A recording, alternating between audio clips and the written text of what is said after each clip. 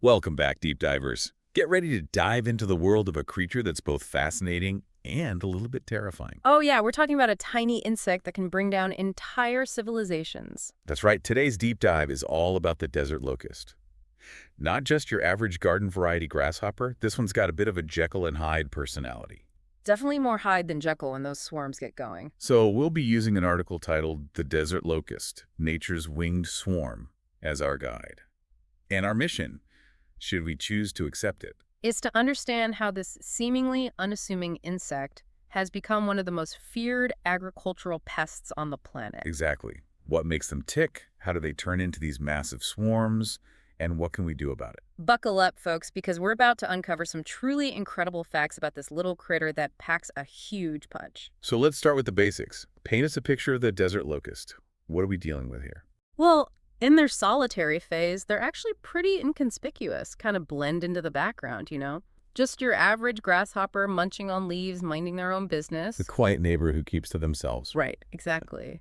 But then things get interesting. When conditions are right, like after a good rainfall, the locust population explodes. So that's when the trouble starts brewing. You could say that. This population boom triggers a dramatic transformation. They go from solitary to gregarious. Okay, so break that down for us. What does gregarious actually mean in this context? It means they basically switch teams. Instead of avoiding each other, they become intensely attracted to one another. They start forming these massive swarms, and that's when things get really scary. I bet. So what happens during this transformation? Do they, change color or something? Oh, it's much more than a simple color change. They undergo a complete physical and behavioral makeover. Think Dr. Jekyll turning into Mr. Hyde. Okay, now I'm really intrigued.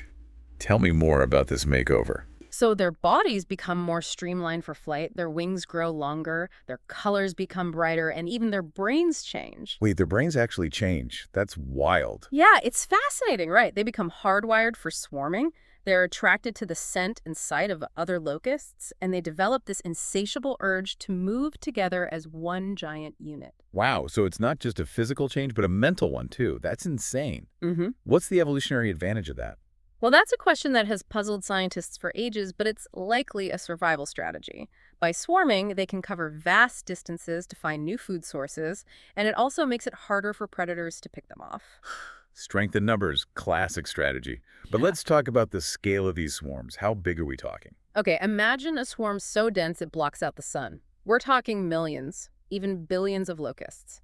Billions. That's like the population of a small country. More like a large country. Some swarms can cover an area larger than the entire state of California. That's insane. No wonder they're considered such a devastating force. And remember, each locust can eat its own weight in vegetation every single day. Exactly. So when a swarm of that size descends on a field of crops, it's like a scene from a disaster movie. They can devour everything in sight in a matter of hours. I'm starting to get some serious biblical plague vibes here. And speaking of history, haven't locusts been plaguing humanity for centuries? Oh, absolutely. Locust plagues are mentioned in ancient texts dating back thousands of years. They've played a major role in shaping human history, causing famine and economic hardship throughout the ages. Like a recurring nightmare that just keeps coming back. Mhm.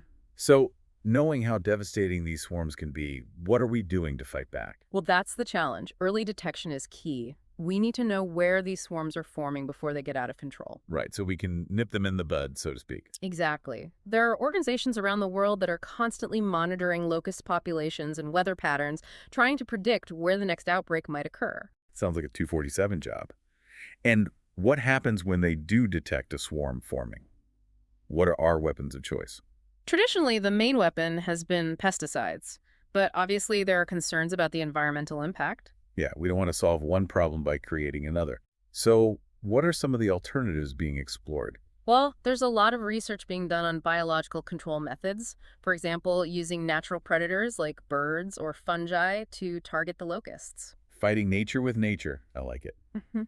Any other promising avenues? There's also research into disrupting their breeding cycles. If we can prevent them from multiplying so rapidly, we can keep the populations in check. Makes sense. Right. But let's talk about the elephant in the room, climate change. How does that factor into all of this? That's a big one. Climate change is causing more extreme weather patterns, heavier rains followed by longer droughts. And guess what? Those are perfect conditions for locust breeding. So climate change is basically like throwing gasoline on the fire. Pretty much. It's likely to make locust outbreaks more frequent and more severe in the coming years. So what can we do? It sounds like we're facing an uphill battle here. We need to invest in research and development. We need better forecasting models, more targeted and sustainable control methods. So thinking outside the box, what's something we haven't considered that could help us predict and manage these outbreaks? And what are the stakes if we don't find solutions? Food security for millions, perhaps billions, hangs in the balance. I'll leave you with that, deep divers. Until next time.